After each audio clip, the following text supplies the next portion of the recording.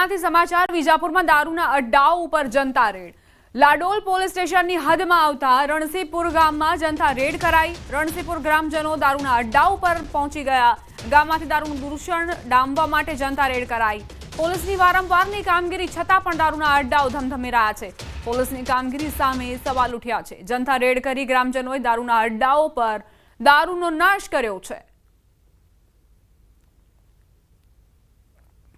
રણસીપુરના ગ્રામજનો બુટલેગરોથી પરેશાન જોવા મળી રહ્યા છે। વારંવાર પોલીસ પહોંચે છે, કાર્યવાહી કરે છે, પરંતુ બુટલેગરોના પેટનું પાણી પણ નથી હલતું। એટલે જનતાએ પોતે જ શસ્ત્ર ઉગામ્યું અને રેડ કરવા માટે પહોંચી। મહિલાઓ અહીં ખૂબ જ ત્રસ્ત છે, કંટાળેલી છે, કારણ કે આ બુટલેગરોના કારણે તેમના ઘર પણ ખૂબ જ ભોગવી રહ્યા છે। મહેસાણા, છોટાઉદેપુર અને જૂનાગઢની અલગ અલગ તસવીરો તમારી સામે છે। દારૂના અડ્ડા પર કઈ રીતે જનતા રેડ કરવામાં આવી મહેસાણામાં તે આપ જુઓ। છોટાઉદેપુરમાં દારૂની હેરાફેરી ઝડપાઈ છે, તો આ તરફ જૂનાગઢમાં દારૂ લેવા આવનાર પર બુટલેગરોએ હુમલો કર્યો છે। ત્રણ અલગ અલગ ઘટનાઓ, પરંતુ દારૂ સાથે જ સંકળાયેલી। ગાંધીના ગુજરાતમાં કઈ રીતે દારૂનો વેપલો ચાલી રહ્યો છે, આ ત્રણ ઘટનાઓ પરથી આપ અંદાજ લગાવી શકો છો। છાશવારે આવી ઘટનાઓ સામે આવતી હોય છે, પરંતુ તેમ છતાં પણ પોલીસને, પ્રશાસનને આ દારૂ નામના દૂષણથી છુટકારો મેળવવામાં ખૂબ સમય લાગી રહ્યો છે। દાહોદમાં મંદિરમાં મધરાત્રે ચોરીનો નિષ્ફળ પ્રયાસ। લીમખેડા તાલુકાના મોટા હાથીધરા ગામની ઘટના। હસ્તેશ્વર મહાદેવ મંદિરમાં મધ્યરાત્રિએ તસ્કરોની ટોળકી ત્રાટકી।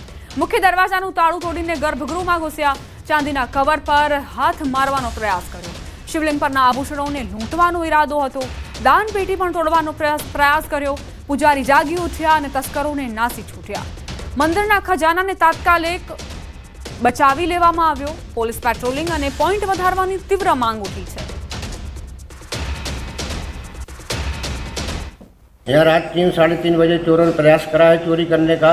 मंदिर का नकोचा तोड़ा है और यहाँ 15-16 किलो चांदी लागी हुई है। कोई ચોરની ટોળકી મંદિરમાં ચોરી કરવા માટેનો પ્રયાસ કરેલ છે, તાળું તોડી નાખેલ અને અવાજ થતાં મંદિરના પૂજારી શ્રી તુરંતુરી બાપજી જાગી ગયેલ, જેથી ચોરીનો પ્રયાસ નિષ્ફળ ગયેલ છે। પરંતુ અગાઉ આ મંદિર પર પોલીસનો પોઈન્ટ હતો અને અગાઉ પણ ચોરી થયેલ છે, તો હવે આ મંદિર પર એક પોલીસનો પોઈન્ટ મૂકે એવી અમારી માંગણી છે। વડોદરાથી અટલ બ્રિજ પર ટ્રિપલ અકસ્માતની ઘટના। બેકાબુ કારે એક્ટિવા અને ટ્રેક્ટરને ટક્કર મારી। ઘાયલોનું સારવાર માટે હોસ્પિટલ ખસેડવામાં આવ્યા। અકસ્માતમાં કારનો કચ્ચર ઘાણ વળી ગયો। અકસ્માત બાદ ભારે ટ્રાફિક જામ થયો। પોલીસે ઘટના સ્થળે પહોંચીને તપાસ શરૂ કરી। કારે એક્ટિવા અને ટ્રેક્ટરને ટક્કર મારી, જે બાદ જે અંદર સવાર વ્યક્તિઓ હતા તેઓ ઈજાગ્રસ્ત થયા છે। તેમને તાત્કાલિક જ હોસ્પિટલમાં ખસેડવામાં આવ્યા। કારનો કચ્ચર ઘાણ વળી ગયો હતો અને આ અકસ્માત બાદ કઈ રીતે ટ્રાફિક જામ સર્જાયો તેના દ્રશ્યો પણ આપ જુઓ। પોલીસે ઘટના સ્થળે પહોંચીને અને ટ્રાફિક ક્લિયર કરાવ્યો હતો। સાથે જ જે સવાર લોકો હતા કારમાં, એક્ટિવા અને ટ્રેક્ટરમાં, તેમને હોસ્પિટલ ખસેડ્યા હતા। લાંબો ટ્રાફિક જામ સર્જાયો હતો। ગાડીઓનો ખડકલો થતો જોવા મળ્યો હતો આ એક અકસ્માતના કારણે। તાત્કાલિક પોલીસને જાણ કરાઈ, જે બાદ પોલીસે ઘટના સ્થળે પહોંચીને ટ્રાફિક ક્લિયર કરાવ્યો અને ઘાયલોને સારવાર માટે હોસ્પિટલ લઈ જવાયા। સંવાદદાતા હાર્દિક જોડાઈ ગયા છે વધુ જાણકારી સાથે। હાર્દિક, કઈ રીતે અકસ્માતની ઘટના બની? બિલકુલ દીજો, આ ઘટના જે છે તે હમણાં અડધો કલાક પહેલાની જ ઘટના છે અને એક કાર ચાલક જે છે તે પંડ્યા બ્રિજ તરફથી અટલ બ્રિજ તરફ ચડવા જતો હતો। દરમિયાન તેને જે સ્ટેરિંગ પરથી કાબુ ગુમાવ્યો હતો અને કારની સ્પીડ પણ વધારે હતી, ત્યારે તેને સૌથી પહેલા તો એક એક્ટિવા ચાલક છે તેને અડફેટમાં લીધું હતું અને ત્યારબાદ કચરા ગાડી કલેક્શનનું જે ટ્રેક્ટર હોય છે તે ટ્રેક્ટરને અડફેટે લીધું હતું અને જે વાહનો છે તેની સ્થિતિ પણ જોઈ શકાય છે। અકસ્માત થયો એ સમયે નહીવત ટ્રાફિક હતો, પરંતુ જે કંઈ વાહનોને નુકસાન થયું છે તે ખૂબ મોટું નુકસાન થયું છે। આ પબ્લિકે પણ હોબાળો મચાવ્યો હતો, કાર ચાલકનો ઘેરાવ કર્યો હતો, ત્યારે સ્થાનિક પોલીસ જે છે તે ઘટના સ્થળ પર પહોંચી હતી અને પોલીસે સ્થિતિ સંભાળીને અત્યારે જે અટકાયતી પગલાં લેવાના છે, કાયદેસરની કાર્યવાહી છે તે હાથ ધરી છે। આભાર હાર્દિક, જાણકારી આપવા માટે। સમાચાર રાજકોટથી। ઓમનગર સર્કલ બીઆરટીએસમાં ડ્રાઈવરનો વિડીયો વાયરલ થયો છે। સિટી બસના ડ્રાઈવરે પેસેન્જરને ફડાકો ઝીક્યો છે। કોઈ કારણોસર ડ્રાઈવરને પેસેન્જર સાથે બબાલ થઈ હતી અને તે મામલો જ વધુ ઉગ્ર બની ગયો। બીઆરટીએસના ડ્રાઈવરની દાદાગીરી જુઓ।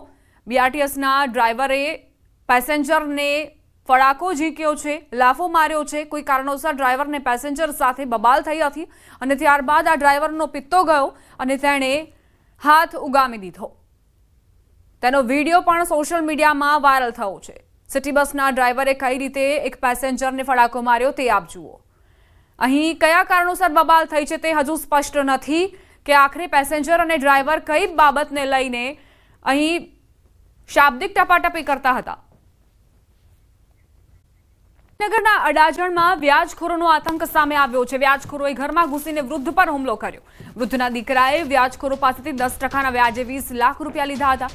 પરિવારે આક્ષેપ કર્યો છે કે તેમણે અત્યાર સુધીમાં વ્યાજ તરીકે જ કુલ રૂપિયા 40 લાખ ચૂકવી દીધા છે. છતાં તેમને ડરાવવા ધમકાવવામાં આવી રહ્યા છે. મિત્રની મદદ કરવા માટે દીકરો વ્યાજખોરોના ચંગુલમાં ફસાયો તેવી પરિવારે વાત કરી. વ્યાજખોરો છરી સાથે ઘરમાં ઘૂસ્યા હતા અને ત્યારબાદ ઘરમાં તોડફોડ કરી એક મહિલાને હાથમાં છરી મારી હતી. સમગ્ર મામલે પોલીસે 3 શખ્સો સામે ફરિયાદ નોંધી આગળની કાર્યવાહી શરૂ કરી છે. સંવાદદાતા ગીતા જોડાઈ ગયા છે વધુ જાણકારી સાથે. ગીતા, શું ઘટનાક્રમ? રાજ્ય સરકારે વ્યાજખોરો માટે કડક કાયદો બનાવ્યો હોવા છતાં પણ અમદાવાદમાં એવા વ્યાજખોરોની હિંમત નોંધાઈ છે કે જેઓએ દરેક દિવસે સિનિયર સિટીઝનના ઘર ઉપર હુમલો કર્યો છે. સિનિયર સિટીઝનનો જે દીકરો હતો તેણે પોતાના મિત્રોની મદદ કરવા માટે તેને વ્યાજે પૈસા લીધા હતા. પરિવારજનોનો આક્ષેપ છે કે 20 લાખ સામે 40 લાખ ચૂકવ્યા હોવા છતાં પણ વ્યાજખોરો પીછો છોડતા ન હતા અને વ્યાજખોરોએ છરી લઈને હુમલો કર્યો હતો ને ઘરમાં ઘૂસીને તોડફોડ મચાવી હતી ને આ તોડફોડ દરમિયાન એક મહિલાના હાથમાં તેઓએ છરી મારી છે. વ્યાજખોરોના આતંકથી હાલ પરિવારમાં દહેશત ફેલાઈ છે. અડાલજ પોલીસે પૈસાની લેતી દેતી મામલે ગુનો નોંધ્યો છે. વિશાલ દેસાઈ, આનંદ દેસાઈ અને ચેતન દેસાઈ વિરુદ્ધ હાલ ફરિયાદ નોંધાઈ છે. પરંતુ મુદ્દો એ છે કે વ્યાજખોરો સામે કડક કાયદાઓ બનાવ્યો હોવા છતાં આટલી બધી હિંમત કેમ થઈ અને કોના પ્રોટેક્શન હેઠળ આ પ્રકારે વ્યાજખોરો ફરીથી બેલગામ બન્યા છે? જી આભાર.